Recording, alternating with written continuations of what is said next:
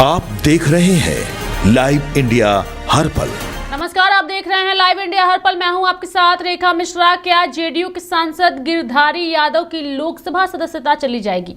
यह सवाल इसलिए हो रहा है क्योंकि जेडीयू के ही नेता दिलेश्वर कामत ने उनके खिलाफ मोर्चा खोल दिया है और सांसद को अयोग्य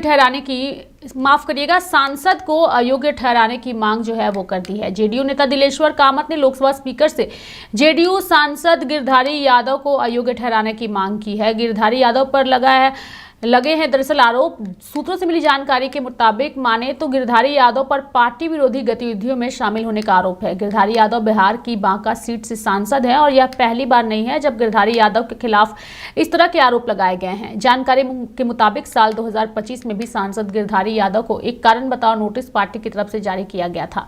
सांसद को यह नोटिस एसआईआर को लेकर दिए गए बयानों के बाद भेजा गया था। एसआईआर को लेकर सांसद ने जो बयान दिया था उसे जेडीयू ने पार्टी के अनुशासन का उल्लंघन माना और ऐसे में पार्टी ने उनसे जवाब मांगा था। इतना ही नहीं, सांसद की तरफ से जवाब नहीं आने पर अनुशासनात्मक कार्रवाई करने की भी बात कही गई थी और ऐसे में अब एक बार फिर गिरधारी यादव के खिलाफ मोर्चा खोल दिया गया है।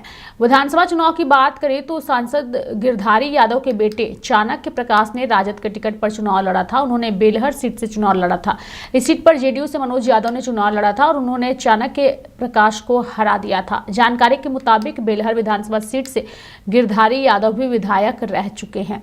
आरजेडी सांसद मीसा भारती की अगर बात करें तो उन्होंने इस पूरे प्रकरण को लेकर भी अपनी प्रतिक्रिया व्यक्त की है। लोकसभा में जेडीयू पार्टी के नेता दिलेश्वर कामत द्वारा लोकसभा स्पीकर को बांका से जेडीयू सांसद गिरधारी यादव को पार्टी विरोधी गतिविधियों के लिए अयोग्य ठहराने को लेकर के जब सवाल किया गया और उसको लेकर जो नोटिस जारी किया गया तो उन्होंने इस पर अपनी प्रतिक्रिया व्यक्त करते हुए स्पष्ट किया है कि वे जेडीयू के सांसद हैं और मुझे लगता है कि उनका लड़का अगर चुनाव लड़ा है तो वह वयस्क है। उसने जो फैसला लिया है पर इस पर देखते हैं कि क्या कार्रवाई होती है। मीसा भारती ने स्पष्ट किया है। दूसरी ओर अगर हम राजीव रंजन सिंह उर्फ ललन सिंह की बात करें तो जब उनसे इसको लेकर के सवाल किया गया, यानी कि मीडिया ने जब उनसे पूछा कि दिलेश्वर कामत द्वारा लोकसभा स्पीकर को बांका से जेडीयू सांसद गिरधारी यादव को पार्टी विरोधी गतिविधियों के लिए अयोग्य ठहराने पर नोटिस दिया गया है, तो इस पर उन्होंने कहा कि फैसला हमने नहीं लिया। फैसला उन्होंने जो विधानसभा के चुनाव में अपने लड़के को आरजेडी के टिकट पर चुनाव लड़ाया और खुद चुनाव प्रचार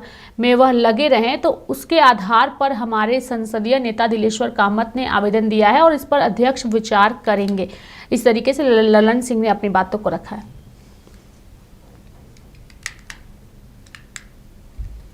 देखिए, फैसला हम लोगों ने नहीं लिया। फैसला उन्होंने जो किया विधानसभा के चुनाव में, उन्होंने अपने लड़के को आरजेडी की टिकट पर चुनाव लड़ाया।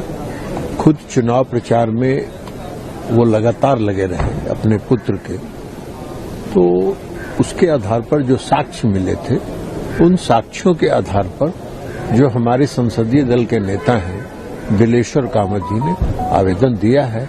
अब उस पर अध्यक्ष महोदय विचार करेंगे। तो एनडीए के ही हैं, जेडीयू में है, जेडीयू के सांसद हैं और मुझे लगता है कि उनका चुनाव अगर उनका लड़का लड़ा है तो वो एडल्ट है, खुद सोचने समझने और उसने फैसला जो लिया है, अब इस पे देखना होगा कि क्या कार्रवाई होती है। बट ये गलत है, अगर मतलब बच्चे बड़े हो जाते हैं और खुद अपना फैसला लेने लगते हैं तो उनको आई थिंक स्वतंत्रता है, एडल्ट वोट का अधिकार होता है। तो किसी के खिलाफ, मान लीजिए एक परिवार में 3 तरह के लोग भी वोट डालते हैं, तो ये तो उनका अधिकार है चुनाव लड़ना। जेडीयू कह रही कि आरजेडी की वो प्रचार कर रहे थे, एसआईआर पे भी जो है वो आरजेडी की तरफ से ही बोल रहे थे। तो वैसे तो बहुत सारे बिहार में नेता हैं जो आरजेडी के लिए प्रचार कर रहे थे, एनडीए के बहुत सारे नेता हैं। आप कहेंगे तो लिस्ट जारी अगले बार हम कर देंगे। तो जेडीयू के अंदर बगावत फिलहाल नजर आ रही है। सांसद गिरधारी यादव की सदस्यता फिलहाल संकट में है और अपनी ही पार्टी ने उठाई है अयोग्यता की मांग। देखने वाली बात होगी कि आने वाले दिनों में यह मामला और कितना ज्यादा तुल पकड़ता है। मेरे साथ फिलहाल अभी के लिए इस खबर में इतना ही। आप देखते रहिए लाइव इंडिया हर पल। नमस्कार।